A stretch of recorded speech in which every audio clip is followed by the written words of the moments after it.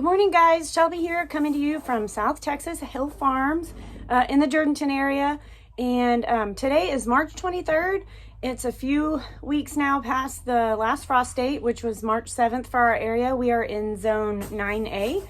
So I'm a little bit late getting things planted. We had a really unusually cold winter snap late this winter, and it kind of set back my seed starting, or what I had already started actually froze in my greenhouse. My greenhouse is set up for South Texas, which doesn't normally get as cold as it did this winter. So I lost some of my starts, but everything started again, ready to plant. And so today I'm going to be securing down some landscape fabric that I've already laid it out in my garden. I've got the landscape staples, and I'm going to be putting those down and going in and using a pear burner to burn the holes where I would like to plant my tomatoes, which is what I'm going to be planting today. I'd like to use the trellis system, where I use some T-posts and then I use some hog panel, and I train the tomatoes up that way. It gives us some more surface area in the garden for more growing, and it also helps with ventilation as I prune the tomato stems pretty high up. I think about 18 inches is what I usually go. So we get some really tall tomato plants, but a lot of good growth.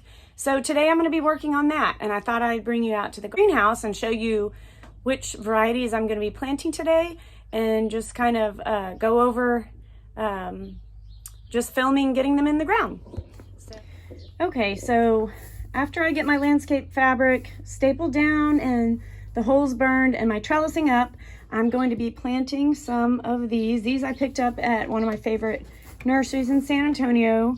They're some Cherokee purples, some Better Boy, and I have a celebrity in here also. Those are really a good variety for our area. And then I've also got some starts that I have done, which is the 4th of July tomatoes and Roma tomatoes. I absolutely love Romas for canning and making sauces, so I knew I wanted to get some of those in there. And I think that's all I have for today to get in the ground, but I do like to do succession planting, where I'll plant some now and I'll actually start some more seeds and have them ready to go in the ground in a few weeks.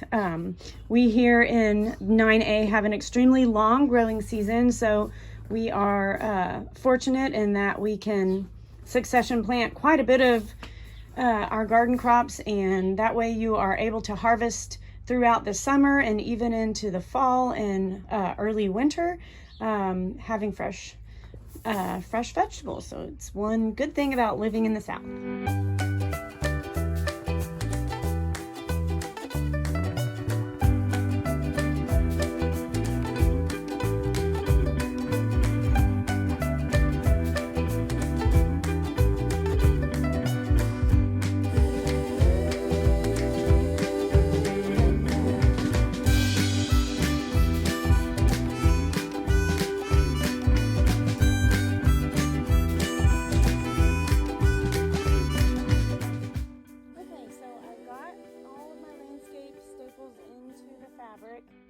It is not done perfect. I can't decide if I like this or not. I will know after this growing season.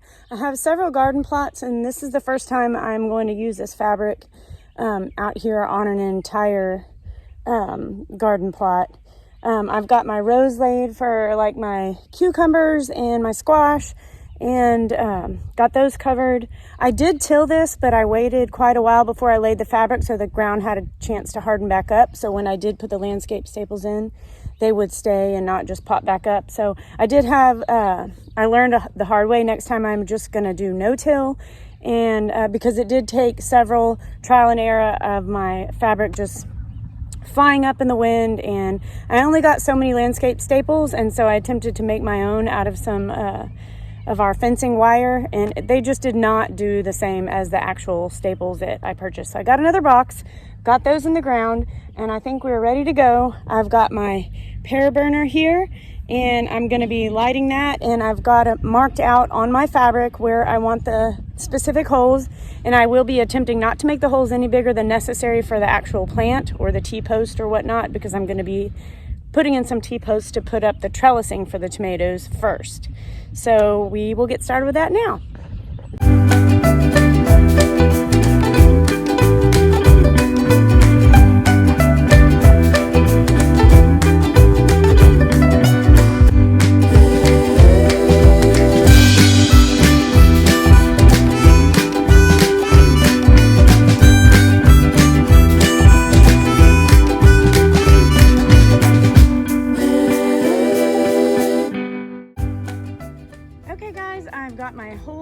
burnt on my landscape fabric and got my plants loaded up on my little garden cart, mostly tomatoes, but then I'm also going to be planting some of my summer squash in the holes that I burnt on top of the rows of the landscape fabric.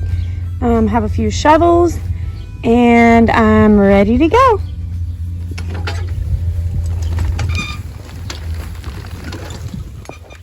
Okay, so I'm out here now in the garden, and just kind of wanted to explain to you what I was going to do. I went ahead and got my posts in, as you can see, in which I'm going to trellis in between once I get everything planted. And I've got 2 holes in between each of these trellises. I gave ample room for growth.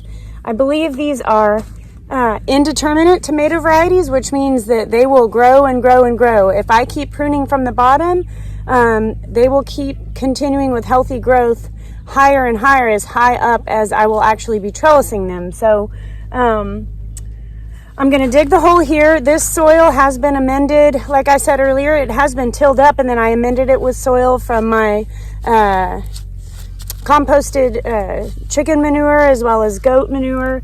That has sat under this fabric for a few weeks now. So it should be ready to go. So I'm going to dig the hole. And with tomatoes, you can actually dig the hole a little bit deeper. Like if you have a weak tomato stalk, it seems leggy or a little bit weak, you can actually plant it a little deeper and it will form roots from below the soil line. So that's the benefit of tomatoes, is that you can do that and it will help strengthen up your plant. One thing, once I get the hole dug, I'm going to be, I have some dried eggshells and I'm going to be crushing them and putting them down in the hole before I cover up the plant. That just acts as a really good fertilizer. It's also it's calcium for the tomato plant, which this form of calcium actually works sometimes better than lime. It adjusts the pH of the soil, in my opinion, better than lime would. So I'll be doing that in the hole of each of my tomato plants. So gonna get started now.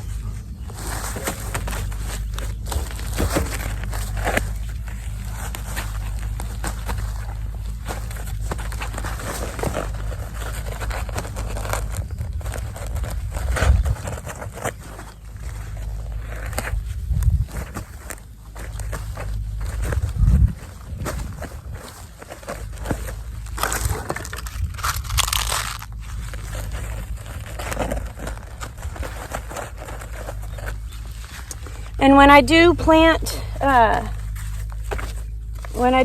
or transplant tomatoes, I will gently break up the root ball. It really doesn't, I grew up thinking that you really had to break the root ball up a lot. Most of the time the roots are not going to be that root bound, especially in fruits and vegetables that you buy from the nursery or ones that you grow here, unless they've really been in their little planters for a long time. You really just gently, you can give a little gentle break to the roots, but it doesn't need anything outrageous.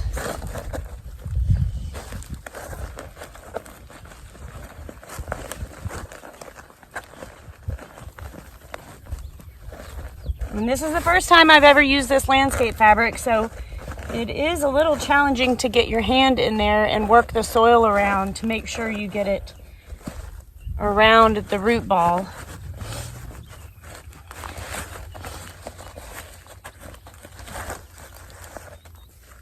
And if you happen to see any grass in there that's still growing, you can go ahead and pull that up.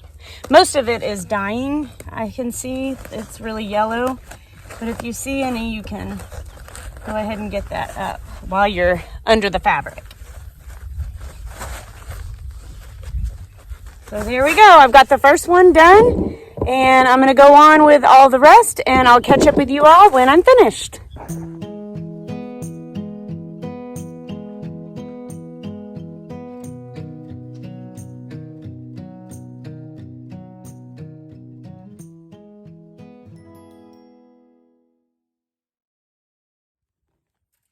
Okay, y'all, I went ahead and got some of my tomatoes planted, and then I also got some of my squash planted back along my rows.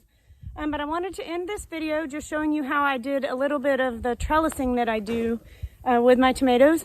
I am a big proponent of using things that you already have around your farm or around your house in your garden to help with expenses. We have a whole bunch of this welded wire from fencing that we've used for our goats and just our livestock around here.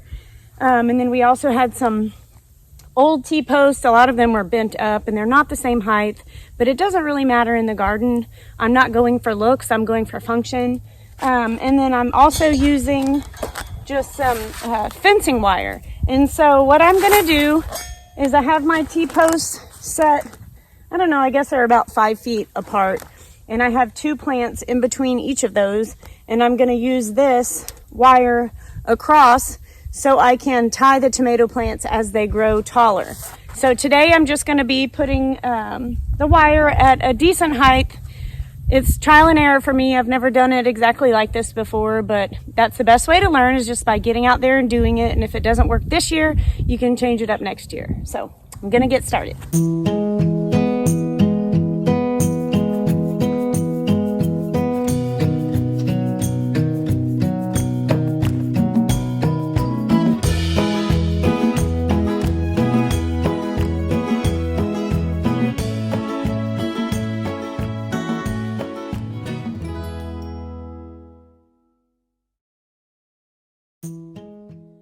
Okay guys, so I got the 3 trellises up that I wanted to get up. I did not have any fence pliers with me, but I'm gonna go back and I'm gonna tighten all of the wires that I wrapped around to make sure it's a good sturdy attachment to the poles or to the T-posts.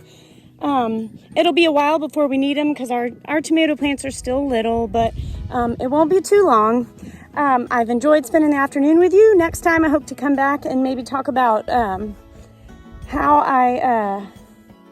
I prune and pinch back the tomatoes to just encourage growth upward rather than a bush type tomato.